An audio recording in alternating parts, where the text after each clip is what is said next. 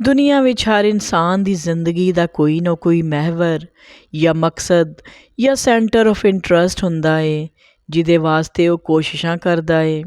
ਇਹ ਮਕਸਦ ਅੱਲਾ ਦੀ ਰਜ਼ਾ, ਜੰਨਤ ਦਾ ਹਸੂਲ ਜਾਂ ਫਿਰ ਦੁਨੀਆ ਦੀ ਦੌਲਤ ਇਕੱਠੀ ਕਰਨਾ ਜਾਂ ਕੋਈ ਦੁਨੀਆ ਦਾ ਵੱਡਾ ਅਹੁਦਾ ਹਾਸਿਲ ਕਰਨਾ ਵੀ ਹੋ ਸਕਦਾ ਏ।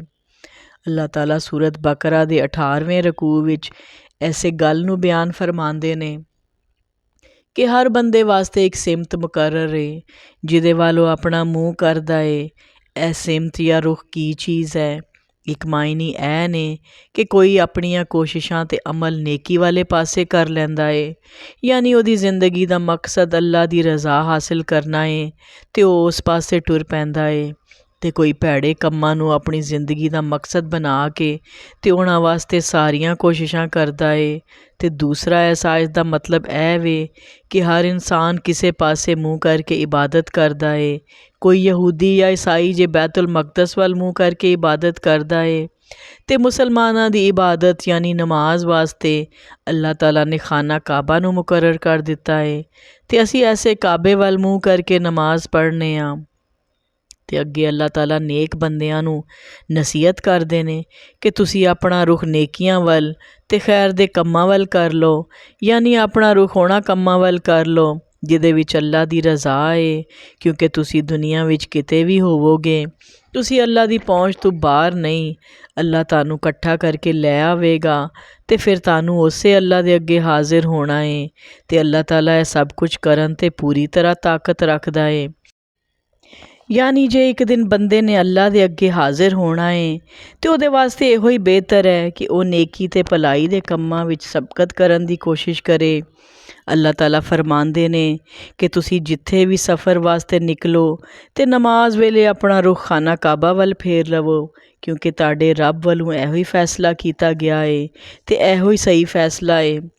ਅਤੇ ਜੋ ਕੁਛ ਤੁਸੀਂ ਲੋਕ ਕਰਦੇ ਹੋ ਅੱਲਾਹ ਤਾਲਾ ਉਹ ਤੋਂ ਬੇਖਬਰ ਨਹੀਂ, ਯਾਨੀ ਦੁਨੀਆ ਦੀ ਤਗੋ ਦੋ ਵਿੱਚ ਤੁਸੀਂ ਕਿਹੜੇ ਪਾਸੇ ਰੁਖ ਕਰਦੇ ਹੋ ਜਾਂ ਨਮਾਜ਼ ਵਿੱਚ ਤੁਹਾਡਾ ਧਿਆਨ ਕਿੱਥੇ ਰਹਿੰਦਾ ਏ। ਅੱਲਾਹ ਤਾਲਾ ਹਰ ਚੀਜ਼ ਨੂੰ ਜਾਣਦਾ ਏ। ਲਿਹਾਜ਼ਾ ਪਿਆਰੇ ਨਬੀ ਸੱਲੱਲਾਹੁ ਅਲੈਹਿ ਵਸੱਲਮ, ਤੁਸੀਂ ਵੀ ਅਤੇ ਸਾਰੇ ਮੁਸਲਮਾਨ ਜਿੱਥੇ ਵੀ ਤੁਸੀਂ ਹੋਵੋ, ਨਮਾਜ਼ ਵੇਲੇ ਆਪਣਾ ਰੁਖ ਕਾਬੇ ਵੱਲ ਕਰ ਲਿਆ ਕਰੋ, ਤਾਂ ਕਿ ਦੂਜੇ ਲੋਕਾਂ ਕੋਲ ਕੋਈ ਹੁਜਤ ਬਾਕੀ ਨਾ ਰਵੇ ਕਿ ਇਹ ਕਿਸ ਤਰ੍ਹਾਂ ਦੇ ਮੁਸਲਮਾਨ ਨੇ ਕਿ ਕਿਸੇ ਦਾ ਰੁਖ ਕਿਸੇ ਪਾਸੇ ਅਤੇ ਕਿਸੇ ਦਾ ਹੋਰ ਪਾਸੇ, ਸਿਵਾਏ ਉਹਨਾਂ ਲੋਕਾਂ ਦੇ ਜਿਹੜੇ ਸਿਰਫ ਨਾਇਨਸਾਫੀ ਨੂੰ ਪਸੰਦ ਕਰਦੇ ਨੇ ਅਤੇ ਉਹ ਇਤਰਾਜ਼ ਕਰਦੇ ਹੀ ਰਹਿਣਗੇ। ਲਿਹਾਜ਼ਾ ਐਸੇ ਲੋਕਾਂ ਦੀ ਪਰਵਾਹ ਨਾ ਕਰੋ ਜਿਨ੍ਹਾਂ ਦਾ ਕੰਮ ਹੀ ਸਿਰਫ ਇਤਰਾਜ਼ ਕਰਨਾ ਏ, ਅਤੇ ਤੁਸੀਂ ਐਸੇ ਲੋਕਾਂ ਕੋਲੋਂ ਨਾ ਡਰੋ, ਬਲਕਿ ਸਿਰਫ ਮੇਰੇ ਤੋਂ ਡਰੋ, ਤਾਂ ਕਿ ਮੈਂ ਆਪਣੀਆਂ ਸਾਰੀਆਂ ਨੇਮਤਾਂ ਤੁਹਾਡੇ 'ਤੇ ਪੂਰੀਆਂ ਕਰ ਦੇਵਾਂ, ਯਾਨੀ ਤੁਹਾਨੂੰ ਇੱਕ ਆਲਾ ਕੌਮ ਬਣਾ ਦਿਆਂ ਜਿਹੜੀ ਸਾਰੀਆਂ ਕੌਮਾਂ ਵਾਸਤੇ ਨਮੂਨਾ ਹੋਏਗੀ। ਅਤੇ ਤੁਸੀਂ ਮੇਰੇ ਤੋਂ ਇਸ ਲਈ ਵੀ ਡਰੋ ਕਿ ਤੁਸੀਂ ਹਦਾਇਤ ਪਾ ਸਕੋ, ਯਾਨੀ ਹਦਾਇਤ ਜਾਂ ਸਿੱਧਾ ਰਸਤਾ ਕਿਹੜਾ ਏ ਇਹ ਵੀ ਪਤਾ ਹੋਣਾ ਅੱਲਾ ਦੀ ਬਹੁਤ ਵੱਡੀ ਨੇਮਤ ਏ।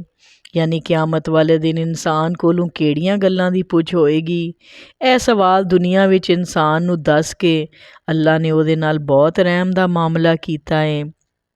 ਐਸੇ ਵਾਸਤੇ ਅੱਲਾਹ ਤਾਲਾ ਫਰਮਾਉਂਦੇ ਨੇ, ਜਿਸ ਤਰ੍ਹਾਂ ਅਸੀਂ ਤੁਹਾਡੇ ਸਾਰਿਆਂ 'ਤੇ ਇਨਾਮ ਕੀਤਾ ਕਿ ਤੁਹਾਡੇ ਵਿੱਚੋਂ ਇੱਕ ਇਨਸਾਨ ਨੂੰ ਤੁਹਾਡੇ ਲਈ ਰਸੂਲ ਬਣਾ ਕੇ ਭੇਜਿਆ, ਜਿਹੜਾ ਤੁਹਾਨੂੰ ਅੱਲਾ ਦੀਆਂ ਆਇਤਾਂ ਪੜ੍ਹ ਕੇ ਵੀ ਸੁਣਾਉਂਦਾ ਏ ਅਤੇ ਨਾ ਸਿਰਫ ਤੁਹਾਡੇ ਅਮਲਾਂ ਨੂੰ ਦਰੁਸਤ ਕਰਦਾ ਏ, ਬਲਕਿ ਤੁਹਾਡੇ ਦਿਲਾਂ ਨੂੰ ਵੀ ਪਾਕ ਸਾਫ਼ ਕਰਦਾ ਏ ਅਤੇ ਤੁਹਾਨੂੰ ਕਿਤਾਬ ਅਤੇ ਹਿਕਮਤ ਵੀ ਸਿਖਾਉਂਦਾ ਏ, ਅਤੇ ਉਹ ਕੁਝ ਸਿਖਾਉਂਦਾ ਏ ਜੋ ਤੁਸੀਂ ਪਹਿਲੇ ਨਹੀਂ ਜਾਣਦੇ ਸੀ। ਲਿਹਾਜ਼ਾ ਤੁਹਾਨੂੰ ਚਾਹੀਦਾ ਏ ਕਿ ਤੁਸੀਂ ਮੈਨੂੰ ਯਾਦ ਰੱਖੋ, ਯਾਨੀ ਹਰ ਕੰਮ ਕਰਦਿਆਂ ਮੇਰੇ ਦੱਸੇ ਰਸਤੇ 'ਤੇ ਚੱਲੋ ਅਤੇ ਮੈਂ ਤੁਹਾਨੂੰ ਯਾਦ ਰੱਖਾਂਗਾ, ਯਾਨੀ ਮੈਂ ਤੁਹਾਡੇ ਗੁਨਾਹ ਮਾफ़ ਕਰ ਦਿਆਂਗਾ। ਤੁਸੀਂ ਮੇਰਾ ਸ਼ੁਕਰ ਅਦਾ ਕਰਦੇ ਰਹੋ ਅਤੇ ਮੇਰੀ ਨਾਸ਼ੁਕਰੀ ਨਾ ਕਰੋ। ਯਾਨੀ ਸ਼ੁਕਰ ਕਰਨਾ ਕੀ ਏ? ਸਭ ਤੋਂ ਪਹਿਲੇ ਇਹ ਕਿ ਬੰਦਾ ਬੈਠ ਕੇ ਇਹ ਸੋਚੇ ਕਿ ਅੱਲਾ ਨੇ ਮੇਰੇ 'ਤੇ ਕੀ ਨੇਮਤਾਂ ਕੀਤੀਆਂ ਨੇ, ਅਤੇ ਫਿਰ ਨਾ ਸਿਰਫ ਜ਼ੁਬਾਨ ਨਾਲ ਇਹਨਾਂ ਨੇਮਤਾਂ ਦਾ ਸ਼ੁਕਰ ਅਦਾ ਕਰੇ, ਬਲਕਿ ਹਰ ਕੰਮ ਨੂੰ ਅੱਲਾ ਦੇ ਤਰੀਕੇ ਨਾਲ ਕਰਕੇ ਆਪਣੇ ਅਮਲਾਂ ਨਾਲ ਵੀ ਸ਼ੁਕਰਗੁਜ਼ਾਰ ਬਣੇ। ਅਤੇ ਨਾਸ਼ੁਕਰੀ ਕੀ ਏ ਕਿ ਜ਼ਰਾ ਜੀ ਮੁਸ਼ਕਿਲ ਪੈਣ 'ਤੇ ਬੰਦਾ ਇਹ ਭੁੱਲ ਜਾਏ ਕਿ ਉਹਦੇ 'ਤੇ ਅੱਲਾ ਦੀਆਂ ਕਿੰਨੀਆਂ ਨੇਮਤਾਂ ਨੇ। ਲਿਹਾਜ਼ਾ ਉਸ ਮੁਸ਼ਕਿਲ 'ਤੇ ਚੀਖੋ ਪੁਕਾਰ ਜਾਂ ਵਵੇਲਾ ਕਰਨ ਦੀ ਬਜਾਏ ਉਹਨੂੰ ਚਾਹੀਦਾ ਏ ਕਿ ਉਹ ਅੱਲਾ ਦੀ ਰਜ਼ਾ 'ਤੇ ਰਾਜ਼ੀ ਹੋ ਜਾਏ।